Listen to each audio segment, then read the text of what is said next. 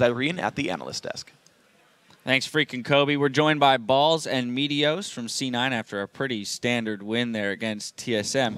So, Meteos, talk to me about how that feels, being able to, kind of have a methodical win this late into the split leading up to playoffs. Oh, this one definitely was huge for us because if we lost this, it would have been really hard for us to get top 2 and get that bye in the playoffs, which is huge. We've had it the past 2 splits, but wasn't secured this split. Still not totally secured. We still have to play well tomorrow, but it definitely feels good to beat TSM. I was really nervous going into the match because it's really one of the biggest matches we've had to play in a while, so it feels good to win. How confident are you feeling against your match tomorrow against CLG with that patchwork roster? Yeah, Balls, you have something to say about this. I don't know. It's playing against 5 new subs, and it's pretty hard since you don't know what they're going to play, and so you can't really study them, and it's going to be hard. We do have experience behind us for the match, so we have that advantage on them, but at the same time, we haven't played versus these guys outside of solo queue, so they could surprise us. We have to take them super seriously and play our best. So instead of adjusting to their style, you come in with yours and force them to adjust to you? Is that what this is? Pretty much. Okay. Well, we saw yesterday that they're very capable of taking kills and possibly a game in the game versus Dignitas. So definitely someone to keep in mind as we move forward. Now, Meteos, another question towards you is, in Champ Select, Elise, Eve, you and Amazing have a somewhat similar champion pool, at least in what you prioritize. Yet we didn't see any of the junglers come out in the first 2 picks for either team. Why is that?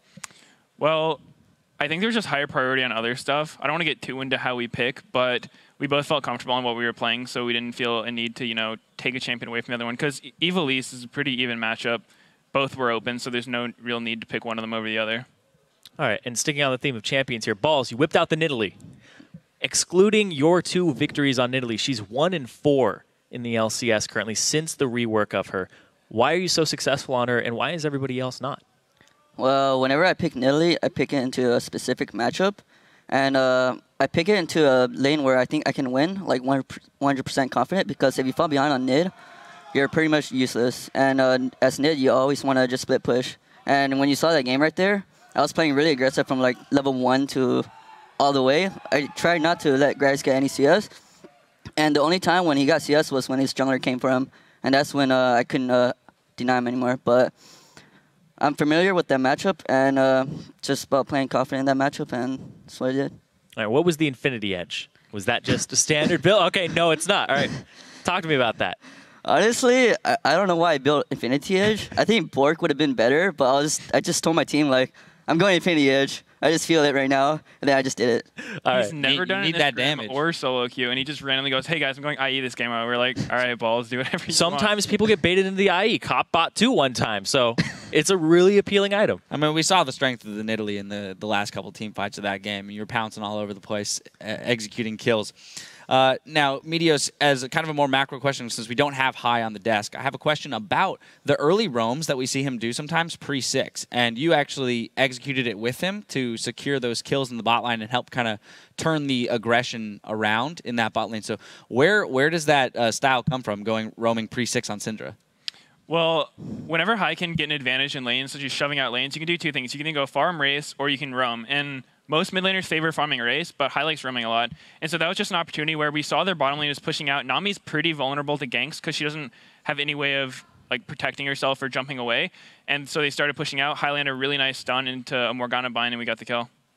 All right, and I actually want to pull a replay up here. It's 23 minutes in. Highs ends up getting a double kill. Lemon ends up going down, and this happens on TSM's red side. So talk to me about this. You guys are poking back and forth and then eventually get some kills. What's the communication like? Balls, help me out with this. I'm just sitting top lane right now.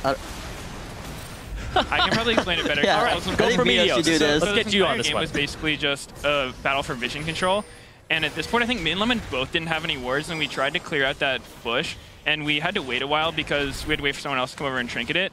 And so Lemon kind of got caught a bit. They knew they were really behind, so they had to make a play. So the entire time we're just, waiting for them to make their play, and that's when they went for it. They killed Lemon, but then High, just played him out of his mind and got 2 kills back. Yeah, I shouldn't have asked you for that because you're just split pushing. That's all I'm doing. That's Nilly. Game. Well, so I'm going to follow up a little bit on the split push. You guys started to develop a lead against them, which you then kind of carried through and grew throughout the game. However, you're playing against Gragas, Ziggs, and Tristana. That's like notoriously amazing wave clear. So when you're up against that, even though you have a lead, what specifically is the strategy utilizing the Nidalee and stuff to push for the victory against great wave clear? Well, actually, when I'm splitting, and it's 1 and 4, right?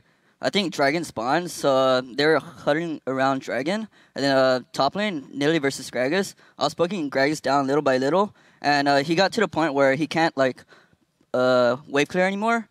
And I was about to get to the top turret, and he just had to like recon. They had to send up backup for him, and that's when we just went for Dragon. Like that's how the split push work. I make their team come to me, and we get objectives. So you're playing around the global objectives, and we're actually going to pull up another replay here, which is the 32-minute fight around Baron. You guys were 3 for 0 because you utilize Baron very well in baiting out those team fights. So Meteos, if you don't mind, walking us through kind of how this fight developed. All right, so this was really awkward for us because we had no one to tank Baron, and we kept trying to bait it, and so they had no urge to check it just because they knew we couldn't do it very well. So finally, we just decided, all right, enough baiting, let's just try it. And this is when they did decide to check it. So we ended up getting a fight. It was a pretty awkward fight, but we were pretty ahead, so we just won it. Right here, I just run up to Ziggs and just kill him.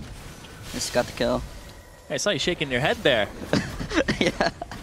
Now, do you guys I pretty much just walked up on him and just took the kill. Then Walter came up, got hit by binding, and then we just get Baron. How do you guys feel about Baron being utilized as a tool within the game? Is it best used as a comeback mechanic? Is it best used as a bait against a siege comp where you're not really going to make or build any ground by going up against their turrets? Like, where do you see it being the biggest factor in a game? Well, Baron's actually all those things you said. It's just a huge objective that if you get it, you get a massive swing, and it's really good for baiting fights as well. Because when you're ahead and they have something like a Ziggs, it's pretty obnoxious to try to push on them. Like, you're never going to get a tower against a Ziggs. So the best thing you can do is just take vision control, which we try to do, and then by baiting Baron, there's the risk of us doing it, so they have to come over and check, and we get a fight away from their turrets, which hopefully we can win if we're strong enough. So that's sort of what we do with Baron. And if a team decides we're not going to fall for it, we're not going to get forced into a fight, they give you Baron, and then you have massive regen, and you can out-sustain their poke and kill the turrets faster. Okay, well, the final question here would be looking forward to playoffs, and this is not to overlook CLG, your game tomorrow, but how do you guys feel that you stack up against some of the other top teams, LMQ, TSM, who you just played, and then the CLG roster coming back from Korea? I think all the teams that we could play in playoffs are really good. I don't think there's any matchup I would favor over another one.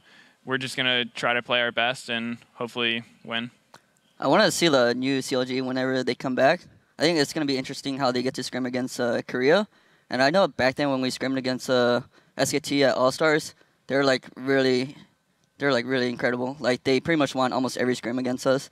And that's what I want to see what happens when CLG comes back. Yeah, there's definitely a lot of anticipation in terms of how that CLG roster will look when they come back, like what kind of form they'll be in. Anyway, guys, thank you so much for the interview. Congrats on the win. Best of luck tomorrow. And we've got to take a quick break, so grab a drink, stretch your legs, and make sure that laptop is charged up because we still got 4 more matches coming your way. Next up on the Rift, it's CLG versus Evil Geniuses. We'll be right back.